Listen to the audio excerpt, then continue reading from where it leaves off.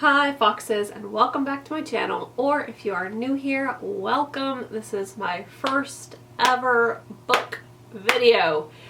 So I'm excited to talk to you about the books that I read in January. My name is Brittany. I am also known as SHOPFOXBURROW on sites like Poshmark and Etsy and Instagram, and of course here on YouTube. And I am actually a fashion and vintage reseller. Like I have shops on Etsy and Poshmark, but I was a librarian for a number of years, and then a bookstore manager for a number of years, and I absolutely love books. I spent a long time not reading so much, but one of my goals last year was to read 12 books, one a month, and when the coronavirus hit, I kind of like blew that out of the water. I think I read sometimes multiple books a week last year, and so I've just been kind of keeping up the reading train, and I thought that I would share with you what I am reading. Maybe you can find some suggestions for things that you really think sound interesting too. So if books and reading is up your alley, then stay tuned.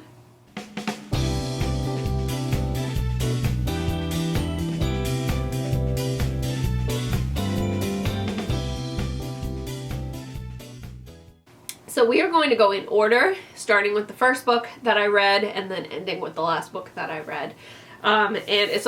So the first book that I read was this one, Seeking Slow to Reclaim Moments of Calm in Your Day. This is the second slow living book that I read, except the other one I read in December of last year. And one of my goals for this year is to just sort of take a step back and learn how to kind of be happy in the day-to-day. It's very difficult for me to want to clean or want to put away laundry, and a lot of times, even though I'm home all the time, my days feel very like hectic and disjointed, and so I just wanted to sort of find more ways to like be present in the moment and enjoy spending time with my kids and not feeling like I have to be doing more all the time, that there's always something that needs to be done. There will always be something that needs to be done. So I just thought that slow living was sort of like the right way to go for me, and so far I have been finding it very helpful. I will say that the other book was a lot more helpful than this one. This one I ordered on eBay because I couldn't get it through my library, and it was written by a blogger, so there's lots of like pretty little graphics inside and like some stuff about like crafts and you know, just stuff like that. But overall, I did not find that this one was especially helpful. It was divided up into a number of topics, like what is slow living, the challenges of our modern age, time, learning to nurture ourselves, etc. But there were no real necessary like actionable things in this book. It was more sort of like a really long blog post about slow living and a couple of things that this author does to like help her. But I really thought that the other book, which I will put over here, had more about like mindfulness and like actual changes that you can make to help with your slow living journey and get you into the right headspace. So I've actually used that book more. So Seeking Slow, Reclaiming Moments of Calm in Your Day. It's a nice little fun book, but not particularly helpful. The Invisible Life of Addie Larue. I absolutely love V.E. Schwab. She is a wonderful author. She wrote one of my favorite series, which is A Darker Shade of Magic. I don't often say that I will reread books, but that is one series that I am actually anticipating rereading. I have a terrible memory, so after a year or two I can reread something and it's almost like reading it fresh. But this book, The Invisible Life of Addie Larue, came out last September, I think, and I bought it right away. But yeah, I just didn't read it right away. I didn't want to be I wanted to be in the right mood for it. I heard that it was more of like a slow and meandering exploration of humanity and like what it means to be human than really like a gripping story. So in this book, a French girl from the 1700s named Adeline Larue is living in a provincial French town, and she is just living her happy life, but she is sort of like Belle, like from Beauty and the Beast, only ever lived there and has only gone with her father to market like a couple of times, and she just wants more. She wants to see more.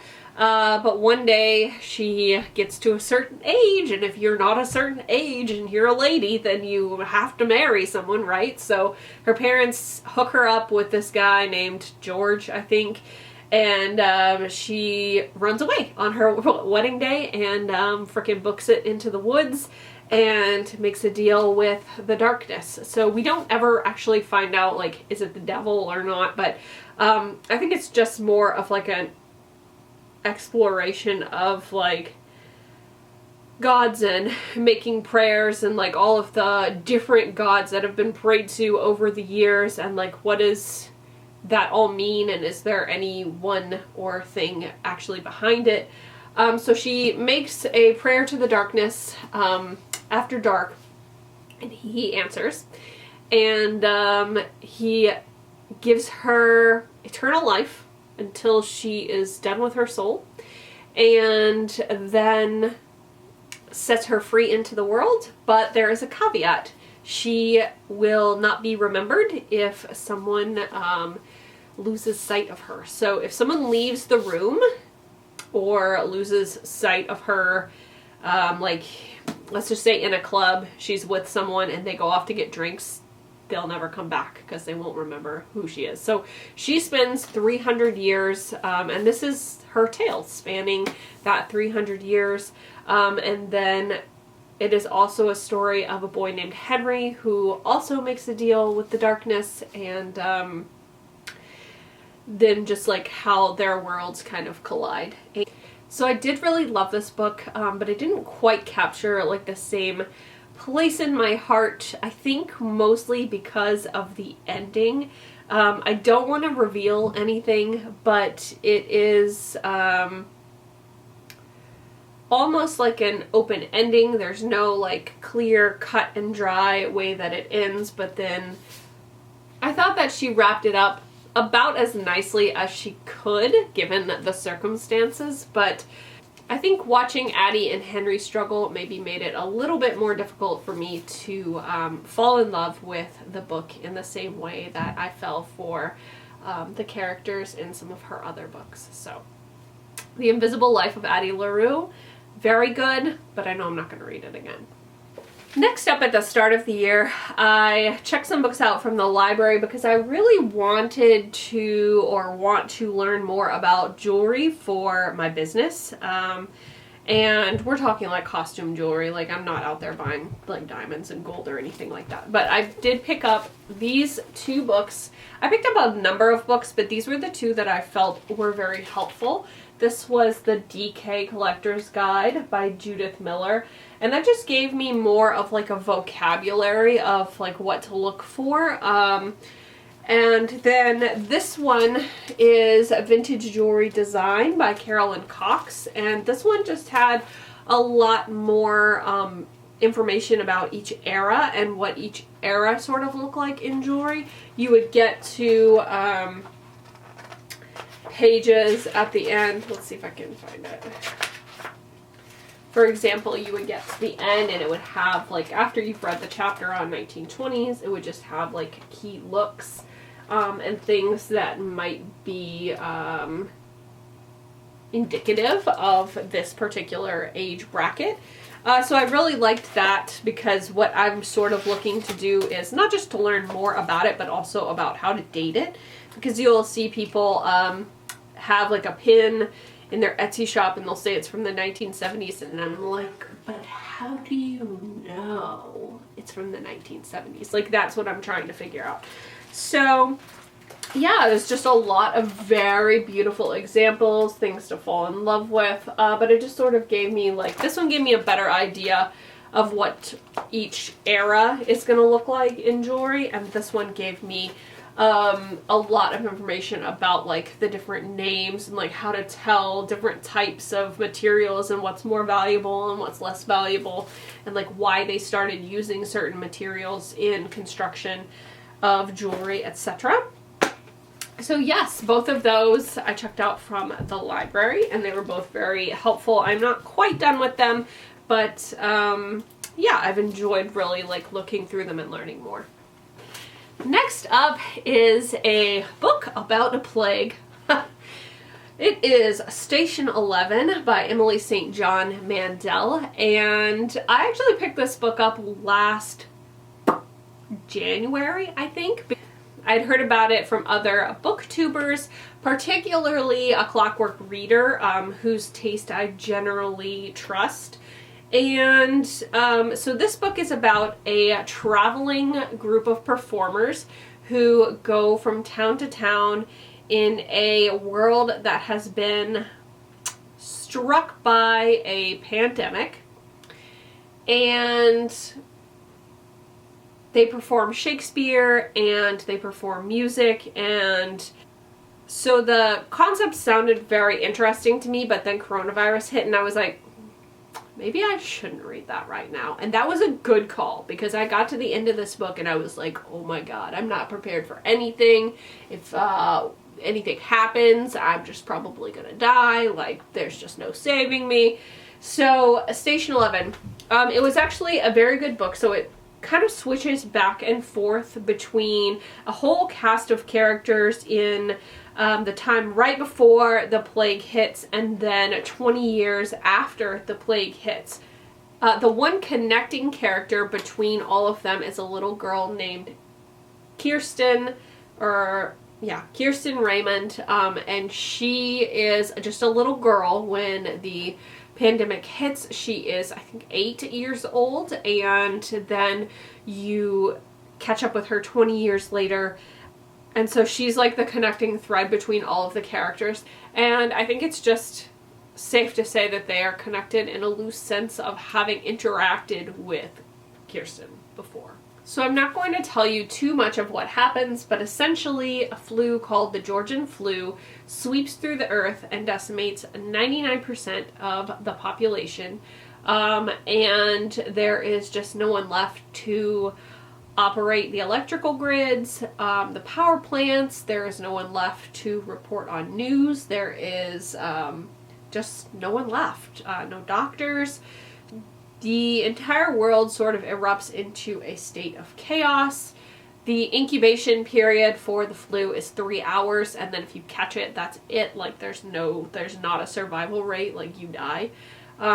So it wipes out a huge percentage of the world's population.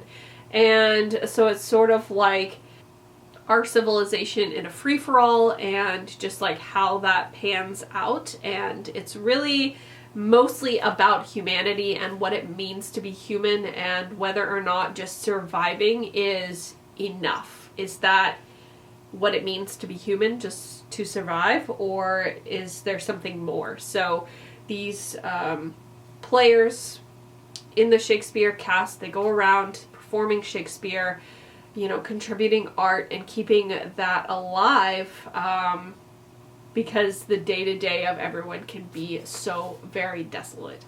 And you just get the contrast of the children who were born post-pandemic, and then the people who were born in the, you know, before it hit, and just sort of like the different perspectives of their worldview. You know, the people who never knew any better versus the people who have something to miss. They miss YouTube, they miss electricity, they miss the internet, and they just can't believe like what we lost and how much is gone. So it was a very good book.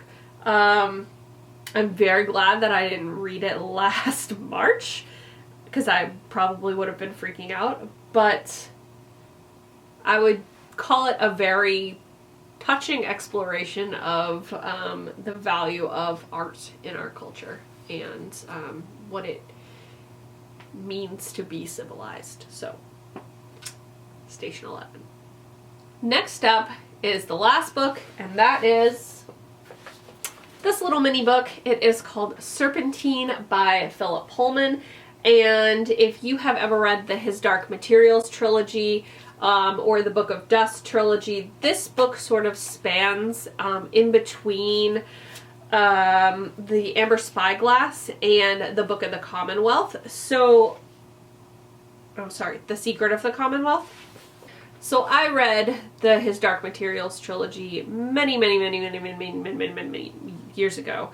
And I was very excited when Book of Dust came out, the first book. The main character, Lyra, the girl here, she was a baby, so she was sort of a side character, and it was just about how it was basically a prequel of how she got to where she was when the Golden Compass started. And then the second book in this series was The Secret of the Commonwealth. And so you pick up after the last book and much in the future with the girl as an adult. And if you have ever read The Golden Compass, they have what are called demons, which is essentially the personification of your conscious, like your conscience, your conscience outside of your body, and they take the form of animals. And as you age and settle into puberty, they settle into a set form. So Lyra's demon is what it's called, is a ermine. It's like a little weasel type of thing, and his name is Pantalaimon.